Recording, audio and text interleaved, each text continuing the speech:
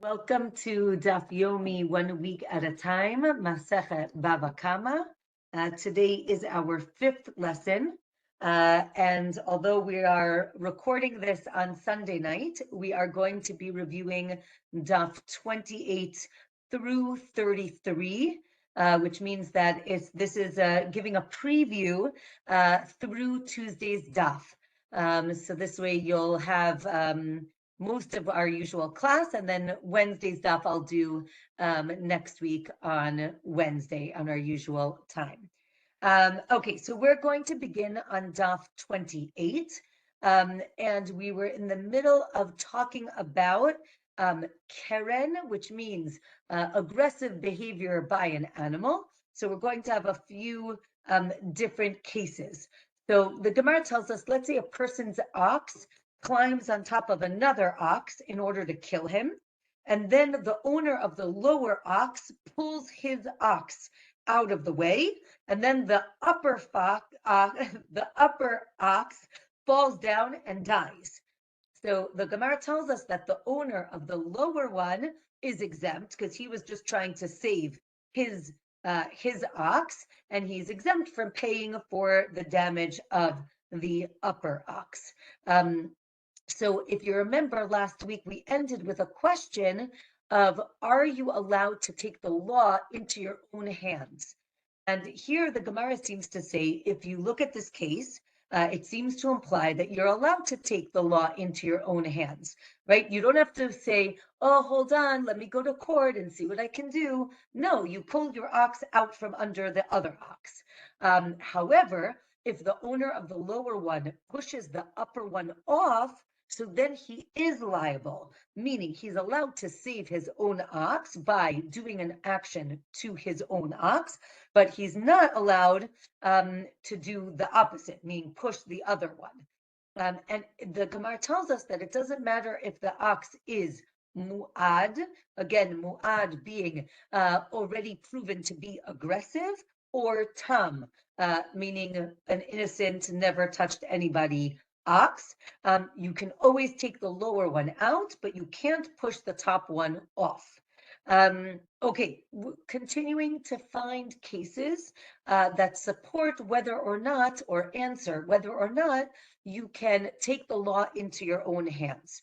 So a person fills somebody else's courtyard with barrels, and then, right, you can't, and then you can, so then the question is, right, they can't really walk around. And it says that you can walk to make a path, even if you break those barrels while you're walking. And again, it shows that you can take the law into your own hands, right? You don't have to go to court and sue him and say, hey, what am I supposed to do? I don't know, right? No, you go and you break, you walk the way you need to walk. The Gemara says, well, maybe that's not the case. Maybe it says you can break them means you go to court and they will decide if you can break them or not. So we learned that we can't learn from this case. What about if your slave on the Yovel year, on the Jubilee year, on the 50th year, the Gemara tells us that you can force a slave to leave his master by punching him, and then you're not liable for any damage that you do because he needs to leave his master and he's not leaving. Or the Gemara says, no, it's only if you're forcing him so he doesn't transgress by staying with his original master, by being with his non-Jewish slave wife. And that's why you're allowed to push him out, but otherwise you are not. Let's say, so we have a case of, I think we've mentioned this before, the Torah talks about two men fighting, and the wife of one of the men comes to protect her husband, and she inadvertently touches the other man's private parts, which is very embarrassing. So the Torah tells us that if the woman could have saved her husband in another way, but instead grabbed the other man's private parts. So then she has to pay for compensation and for embarrassment. But if there was no other way for her to save her husband, so then she's exempt. So it is okay. And it shows that she could, right? It seems that she's taking the law into her own hands.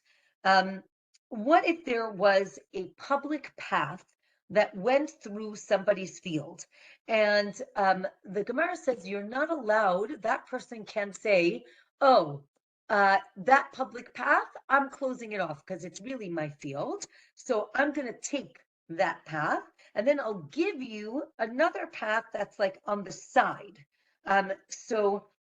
We say that that actually both paths become public property because, and we say that it's not because you're allowed to take the law into your own hands, rather public paths that are already like tried and true. So you can't just take them, right? You know, I'm sure you've all seen, like, let's say there's a cut through, you know, maybe through somebody's property, but they gave permission and everybody walks through there. So then it becomes public property. And you can't just decide one day, oh no, never mind, right? That becomes public property. If poor people take up, right? So we've learned that one of the gifts to the poor is called pe'ah. Pe'ah means you leave a corner of your field unharvested, and the poor people can come and take from that corner. Let's say the poor people went to the wrong corner and they took from there. So then the original corner that was left goes back to the owner, and the one that they took, that becomes their gift. But that what you take back is exempt from maaser, from the tithes, because it was ownerless for a while, and because it's ownerless, it doesn't, even though you're taking it back into your possession, it is no longer obligated in maaser, and you do not have to separate maaser. Okay, the next Mishnah gives the case of a water pitcher that breaks in the public domain. So you are liable if someone slips on that water or gets hurt from the broken shard of the pitcher. Again, it's made out of earthenware. Or if you did it on purpose, so then you're liable, but if not, so then you're exempt. So now the Gemara is going to explain this. An owner is liable if a person's clothing gets damaged, but if the person slips and falls, so really he's falling on the ground. So the owner of the water, basically of the pitcher, he's exempt from paying damages because really the person got hurt from the ground and he's not the owner of the ground, he's the owner of the water. And the Gemara says, no, if the person didn't make the water hefker, again, hefker means ownerless, so then really the water is still there. That's what he's slipping on, and therefore he is liable. Since we're talking about water in a public thoroughfare, the Gemara talks about bor. Bor means a pit. Now, if you, let's say, dug a pit in the middle of the street, you're liable if an animal falls into it, but not if somebody's utensils fall into it and break.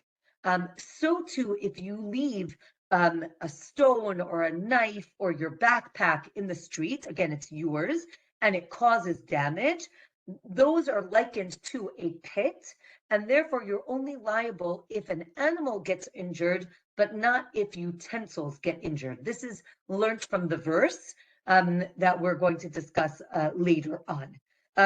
Let's say a person tripped and broke a flask on a stone that was in the middle of the street. So then the owner of the stone is liable, right? Because again, you broke on the stone. According to Rav, he amends this and he says that if you made your stone ownerless, so then you're exempt from damage because it's not yours anymore. But if not, so then you are liable. Again, this is only if you're liable for utensils that break because of your pit.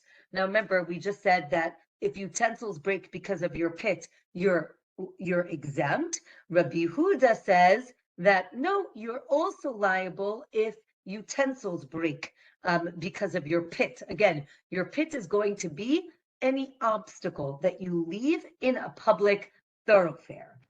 And you're only liable if the person tripped on the stone and the thing broke because of the stone. But if you tripped on the ground and then the stone broke it, you're exempt because really it was the ground's fault and not the stone's fault. A person is not liable for an unavoidable accident. In Hebrew, this is called ones. Ones means that you couldn't help, right? People fall, people trip. That is an unavoidable accident, and you are not liable for that case. We're going to maybe amend this a little bit.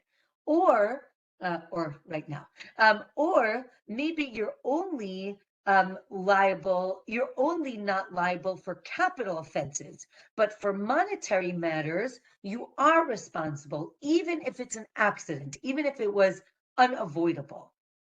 So Daf 29, it tells us that there's a machloket. If you're seen as negligent, if you fall and cause damage, right? Meaning, do we say, oh, you tripped and you fell? That's not your fault. You tripped and you fell. That's the whole point of tripping, right? It's an accident. Or one could say, no, you need to be careful where you're walking. And if you tripped and you weren't careful and you tripped and you fell and you caused damage, so then you have to pay for that damage. We'll see as we continue. A lot of these cases, at least for me, remind me of, let's say, car accidents, right? Whose fault is it? So we'll see as we do more Mishnayot, you'll see how this is like very applicable nowadays. Okay, there's also a machloket. If you declare your property ownerless and then you leave it in public, are you still responsible to pay damages that it could have caused? Or do we say it's ownerless, it's not mine, so you're not, so maybe you're exempt from paying damages. So we see that there are actually two arguments because the Mishnah has two different cases. We have somebody who slips on water, and then we also have the case of somebody being injured by the broken shard. So slipping on the water is as you're falling down, but being injured by the broken shard is after the fall. So we see two aspects of this case. If an owner tripped and then a camel tripped on him, so again, there's a machloket if it's negligence. The same thing, right? If a person had intent to keep these broken pieces, so then they're valuable to him. Therefore, if you get damage from those pieces, then you're liable, the owner is liable to pay for the damages. Again, a person is only exempt from damages if he fell and then he left his broken utensil on the street and then made it ownerless. But if he intentionally put the object in the road and then made it ownerless, so then he's liable because he shouldn't have put it on the road in the first place. Okay. Let's say you find an uncovered pit, right? We were talking about bore, which is a pit. Let's say you find it uncovered, which is dangerous, and then you cover it, and then you uncover it again. So the Gemara tells us you're actually exempt because you're leaving it in the same state that it was when you got there. And the person who's liable is the person who dug the pit in the first place. But if you find a pit that was uncovered and then you filled it up, right, with dirt, and then you emptied it again, so now you're liable because you just made a new pit. What about moving a piece of dung in the street, right? In those days, all the animals are walking down the street, so there are things there are things that are kind of lying around. So let's say you move a piece of dung in the street, and then you returned it to the same place that it was. So then you're exempt. But or maybe the case is that you flipped it over and that you didn't really lift it. So then you never acquired it, and therefore that's the case that you're exempt because it never became yours. What if you hide a thorn in the public domain, or right, you made a fence of thorns around your property, or your fence fell into the public domain, and then a person got hurt from one of these options. So the Gemara says you're liable. If the thorns were only facing into your backyard and not into the street, so then you're exempt because when you made it, it was just facing into your domain. But if the thorns were facing out, so then it's as if you made a pit in the public domain, and therefore you are liable. Okay, next Mishnah on Daf 30. The Mishnah says that if you pour water in the public domain, again, the last case was that you fell, right, or the pitcher fell and it spilled the water. Now we're talking about you actually pouring water in the public domain, and then a person gets injured, so you need to pay for the damages. And now we're going to have, this is the Mishnah that we just quoted. If you hide thorns or glass in the public domain, or you made a fence out of thorns, or your fence fell into the public domain, you have to pay for damages. So that's the Mishnah. Now the Gemara explains on Daf 30. Oh, this is only, again, if you poured water on the street and then someone got injured, you have to pay. This is only if the clothing got ruined. That's when you're liable. But if the person got hurt, you're exempt. Again, like before, you're not the one who hurt the person. The ground is the one that hurt the person, and therefore you are exempt from paying damages. But right, let's say the water mixed with the dirt, and now you have mud. So now, right, the owner of the water owns the mud, and therefore you should be liable. So the Gemara says no. So the case is that there's no mud, right? The water was completely absorbed, and it's only the ground, and therefore when you tripped on the ground, and that is not your responsibility. Okay. The Gemara says also this depends when this case happened, right? If it's the summer, again, in the summer in the Middle East, it doesn't rain, so it's very dry.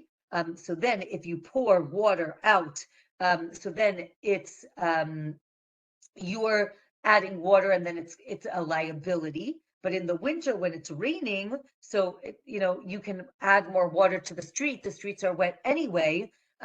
So maybe maybe there you're not responsible.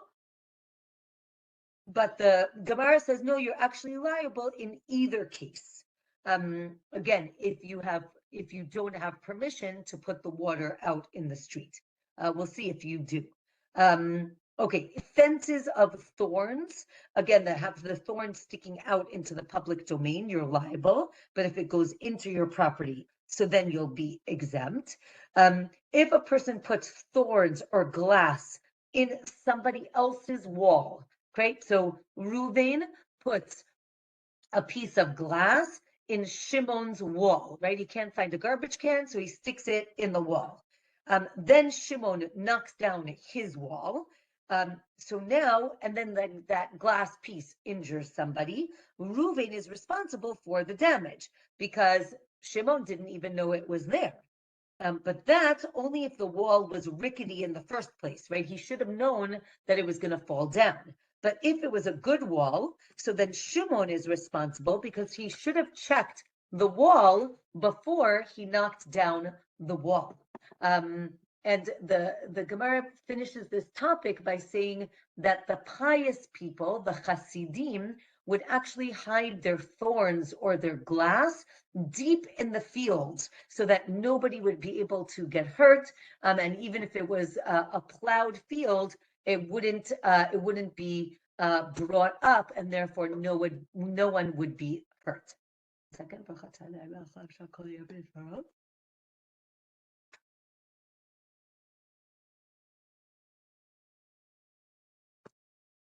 Okay, now we're going to learn a little bit about, I guess we'll call it society or daily living in the time of the Mishnah and the Gemara. So the Mishnah tells us that if a person puts straw out in the public domain so that people would step on it and make it into fertilizer, and then let's say someone was damaged by this straw because it's slippery, so then the owner is liable. And if somebody wants, they can actually take the straw home with them. So it seems that in order to make fertilizer, they would actually put the straw in the street so that people would just walk back and forth on it. And then they would gather it and put it in their fields. So this, of course, could cause damage. So they have to be very careful. And if it causes damage, they are liable to pay for that damage.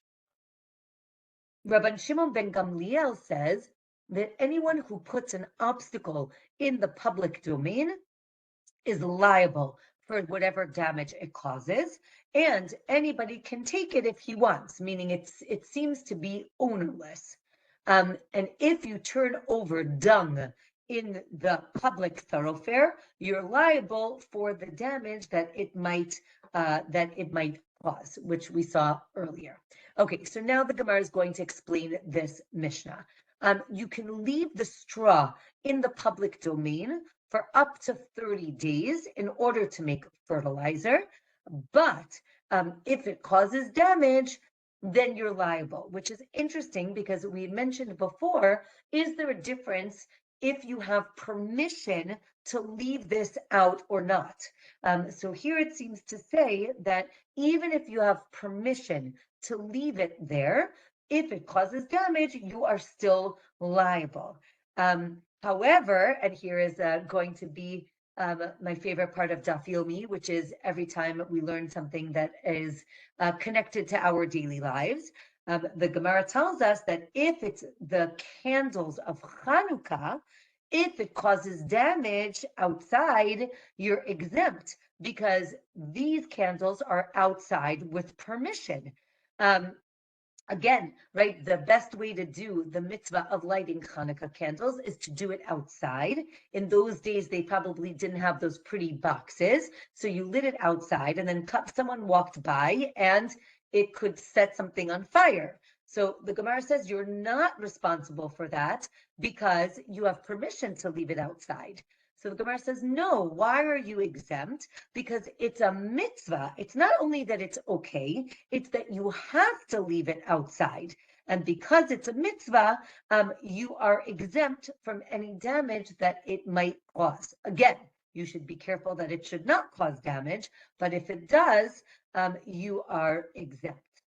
So that is our little Hanukkah in our daf. Rabbi Yehuda says that if you have permission to put something out in the public domain, you are exempt no matter what. And again, we said straw is very slippery, and therefore you're liable because it's very dangerous. So Rav says that a person can take the straw, right? You see the straw on the street, you don't know whose it is, so you can take it. And the improvement also is yours, meaning if the straw had an original value of, again, 10 shekel, but now it's fertilizer, so now it's worth 20 shekel, you can keep the straw and that extra bonus value. Zeiri says, no, you can take the bonus value, but you can't take the actual straw. Meaning, if you did take the straw, you have to reimburse the person for the original value, but you can keep the fact that it's fertilizer. Again, the reason is that the improvement, which is called shevach, the shevach is illegally gained because it's dangerous. So therefore, you have to reimburse the owner of the original value of the straw, but you can keep the shevach because that was illegally gained. We also say that the first person who takes it can take it, but a second person can't come and take it from the first person. He already acquired it, and therefore it is his. If the obstacle didn't improve by being outside, so then you can't take it, meaning we do not penalize the owner for leaving it outside. And here, the Gemara tells us that there's a machloket if we penalize a person if they transgressed, right? Do we not allow him the addition, but also not allow him the principal, or we give him one, but not the other? Okay. Daf 31. The Mishnah tells us, we're actually going to do a lot of Mishnayot today. So the Mishnah tells us there were two potters walking down the street, one in front of the other. And the first one tripped and fell, and then the second one tripped on the first one. Right. So again, the way I envision it is again like a car accident, right? The first person stopped short and hit something, and then the second person hits the first person. So now the Mishnah tells us the first person is responsible for the damage to the second person, right? Because he fell, he tripped on him, and therefore he's responsible. So now the Gemara wants to understand the case. The first one is responsible because he was negligent for falling, meaning you should have been more careful looking where you were walking. And now the fact that you fell and caused me to fall is your fault. So we see it as negligence. Or do we say, no, people fall, people trip. It's it's maybe unavoidable or it's natural, but you need to stand up. And you can't just stay on the floor. And if you stayed on the floor and you caused the other person to fall, so then you're negligent and liable. A third option is no, right? The person fell and he's bleeding. He can't stand up right away, but he needs to stop the person behind him, right? So this could be putting out your blinkers, right? If you say, wait, hold on, right? So then that the second person should have heard it, but you didn't say it, and therefore you are responsible for that person tripping on you. Okay, now we have a case of two people walking down the street. One is carrying a beam, like a wooden beam, and the other person is carrying a barrel. Now, a barrel is very sensitive, especially if it knocks into a beam. So you have to be careful. Yes, exactly. Zohar is talking about keeping a safe distance. I think even today you say that like you need to keep a safe distance, and maybe you are responsible for being too close to the person in front of you. Okay, so but now we're going to get into all of these cases. Okay, so we have two people. I'm going to call them beam guy and barrel guy, right? So again, it's a person carrying a beam and a person carrying a barrel. Okay, so beam guy is walking and barrel guy is walking behind him.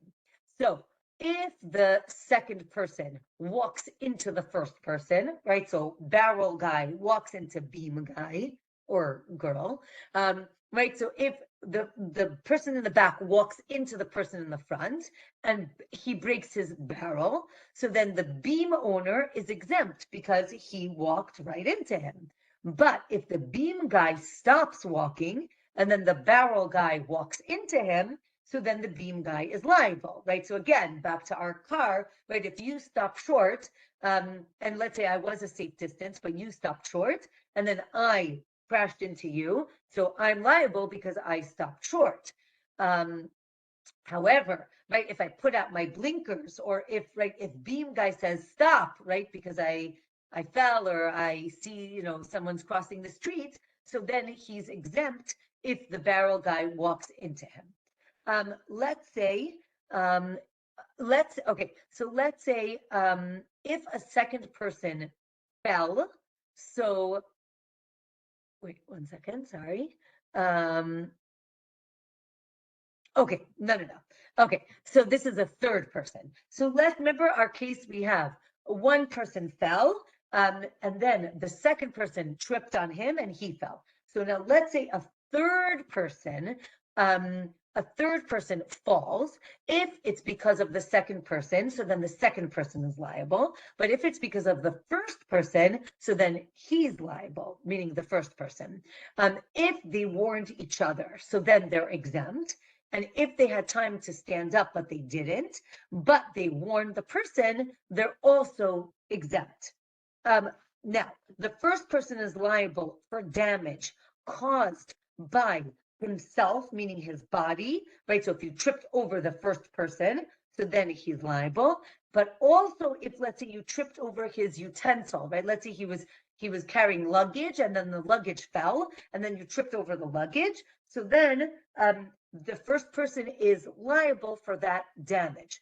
But for the second person, he's only liable for the damage that his body caused, right? So if the third person tripped over the second person, so then he's liable. But if there was damage done by his utensil, so then he's not liable because again, he is now a bore, a pit that's in the middle of the road.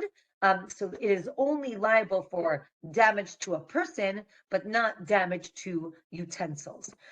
This is because, again, the first person was negligent for his body and his utensils, but the second person is negligent only for his body, right? He should have stood up, but not for his utensils, right? They fell. That's an unavoidable accident, and therefore he's not responsible for it. And again, as we said, it's like a pit, and you're not responsible for any damage that happens to utensils. What does it mean that the first one caused the third guy to fall? How is that possible? So we say it's basically that the first guy, like kind of fell across the whole road. So think about like the tractor trailer that goes across 3 lanes. So then, right, all the cars bang into the same trailer. So therefore, the truck is responsible, right? So the first guy is responsible, even though the second and the third guy fell. Okay, next Mishnah. We had beam guy and barrel guy. They were walking one behind the other, but let's say they walk towards each other. So I taught this today, and I was telling the girls how when I was growing up, there was a commercial for Reese's peanut butter cups, and basically it was a guy walking down the street eating a chocolate bar, and another guy walking down the street eating peanut butter, and then they bang into each other, and then they say, "You got chocolate into my peanut butter," and he says, "You got peanut butter into my chocolate," and then they're like, "Oh, this tastes so good. Let's make this into a chocolate bar." So this is the same but the opposite. Two people walk into each other, causing damage. Who is responsible? So the Mishnah tells us, again, beam guy is walking towards the barrel guy, and they hit each other, and then the barrel breaks. So the beam guy is exempt because everybody has permission to walk down the street. So you have to be more careful, but he's not liable. But if the beam guy was walking in front of the barrel guy, this is what we had before, and then he walked into him. So again, the beam guy is exempt because the barrel guy was walking too fast and he crashed into him. Right, as long as the beam guy was walking at a normal pace. But if the beam guy stopped short, so then he's liable because he's the one who caused the accident. But if he warned him to stop, so then he's exempt. Okay, we're now on daf 32. If the barrel guy was in front and the beam guy was in the back, and then the beam guy breaks, again, the barrel, so he's liable because he crashed into him. If the barrel guy stopped short, he's liable, right? If he warned him, so then he's exempt. And the Mishnah says, so too anything that can injure one another, right? So if you're carrying cloth and I'm carrying fire and it burns up your cloth, again, it's the same case, right? Meaning um, one property, one, not going to use the word property, right? Something that I'm carrying causes damage to something that you're carrying, or vice versa. Okay, so now the Gemara explains. Um, so we talked about having permission to be where you are, right? So where if you have permission to be there, so then you're not liable or you're not responsible if I'm allowed to be there and you're allowed to be there. So everyone just has to be more careful. The Gemara now takes this to an interesting tangent and says, if a husband injures his wife while having relations with her, is he liable to pay for damages to his wife? So the Gemara says maybe he's not responsible for the damage because he had permission to be there, meaning it was a consensual act. Like our Mishnah, and the Gemara says, no, it's not similar to the Mishnah, because here the husband is the one doing the action, which is an interesting understanding, right? That the man is the one who's being active and not the wife. And therefore, because he is doing the action and she isn't, he is liable to pay for any damages that he inflicts on his wife. Okay, now back to cows and streets and pitchers. Okay, let's say, and we actually had this case before, we have two cows in the middle of the street. One is walking and one is just sitting on the ground, which apparently is not normal behavior. So if the one walking kicks the one that is squatting, he's exempt because the squatting cow should not be in the middle of the street. But if the squatter cow kicks the walking cow, so then he's liable because you're not, the walking cow is just walking down the street, so you're not allowed to kick. This implies that if the walking cow trips over the squatting cow, it would be exempt, right? We only said that if it kicked it, it's liable, but maybe not if it just tripped over it. But our Mishnah said, right, again, if the barrel smashed into the beam, you are liable. So how could you be exempt? So the Gemara says, well, the Mishnah is a case where the beam blocked the whole road, but the cow, he's only on one side. So the walking cow should have walked around the sitting cow, and because he didn't and he tripped, that cow is not, the owner of the cow is exempt from paying for damages. Okay, next Mishnah. Two people walking in Rishuta in the public domain, or one person was walking and one was running, or both of them were running and they knock into each other, they're both exempt, meaning they don't have to pay each other for any damage. So here the Gemara says that if you run, again, this is negligence because it's not normal behavior, therefore you should be liable. So our Mishnah disagrees and says, no, right? Again, it says that you're exempt. So the Gemara explained, we must be talking about Erev Shabbat, right? We're talking about Friday afternoon, where it's normal to run around on Friday afternoon because everybody's trying to get ready for Shabbat. And therefore, on Friday afternoon, if you're running around, you're exempt. But in general, you should not be running around in the street, and therefore you are liable. Okay, next Mishnah. If you chop wood in the public domain, and again, when you chop wood, usually there's splinters that fly everywhere.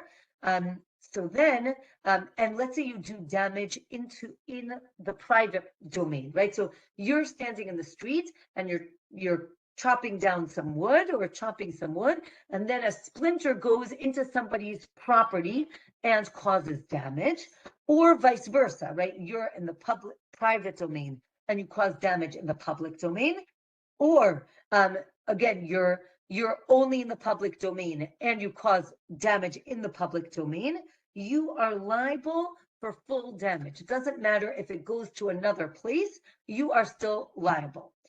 The Gemara tells us that we need all three cases, even though, again, I can understand if it goes into the public domain because there are a lot of people there, but what about into the private domain? And the Gemara says, no, you have to be careful.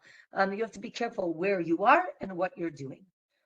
Let's say you entered a carpenter's shop and a splinter went flying and then you died, right? The person who entered died. The carpenter is exempt. That's only if you entered without permission, right? He didn't tell you you could come in, but if you entered with permission, so then the carpenter is liable, right? So if someone is working with something dangerous, they need to say, no, don't come in, right? That's really dangerous right now, don't come in. If you come in without asking permission, you're taking responsibility for whatever happens. And here the Gemara talks about if you're liable to go to the city of refuge, to the Ir Miklat. This is called exile or galut. That's only if somebody kills somebody by accident. But the Torah defines the case very specifically. So maybe, again, because this was a complete accident, maybe you don't go, maybe there is some liability and therefore you do go. And that is discussed at the bottom of 32. Let's say, now we're on Daf 33. Let's say you have workers who go to an employer's house to claim their wages, right? They were supposed to get their paycheck, they never got it, they go and they knock on their boss's door. And then they were killed by the boss's ox or dog. The employer is exempt because he didn't invite them to his house. What were you doing on his property? Or maybe you're liable because they're allowed to go get their wages and you should have paid them on time. And the fact that you didn't gave them permission to go to your house. So the Gemara says, well, maybe the case is when the employer is sometimes in the city and sometimes at home. And then they knocked on the door and then he said, yes, right? So there's a machloket. What does the word yes mean, right? Definitely in Israel, yes means come in, right? Does it mean come in or does it mean, yes, hold on 1 minute, I'll be right there, right? And it means don't come in, I'll come to the door and I'll open it. You should just know in Israeli society, it's very accepted for people to like knock and walk into your house. So keep your doors locked or be okay if people walk into your house. So here there's this machloket of, let's say he said yes, did he mean come in or did he mean hold on 1 minute, I'll be right there. Okay, next Mishnah. 2 oxen that are tam, right? They are innocent, they've never hurt anything. They fight and they injure each other. So if the damage of one of them exceeds the damage of the other one, so then the owner has to pay for half of the damage. Because if you remember, shor tam, an ox that is innocent, the owner only has to pay for half the damages because he didn't know that the ox was going to cause any damage.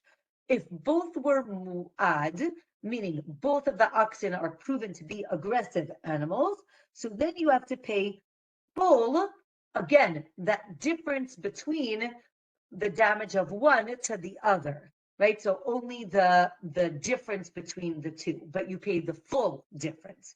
If one is tam and the other is mu'ad, so if the mu'ad, again, right, you see who has the most damage.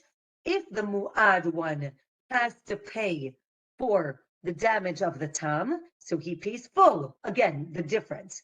But if the tam one has to pay, so then he only pays half.